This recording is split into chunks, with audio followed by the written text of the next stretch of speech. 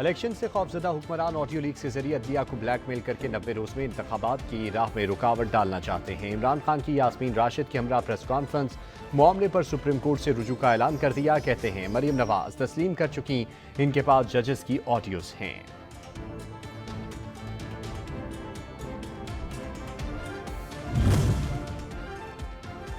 Election में नून league का हरीफ महंगाई नहीं इमरान खान है, दोनों को एक साथ निकाल बाहर करेंगे। मरियम नवाज का वर्कर कन्वेंशन से खिताब, कहा IMF से वादा खिलाफी जिसने की उसे ही मुज़ाकरात के लिए भेजना चाहिए था।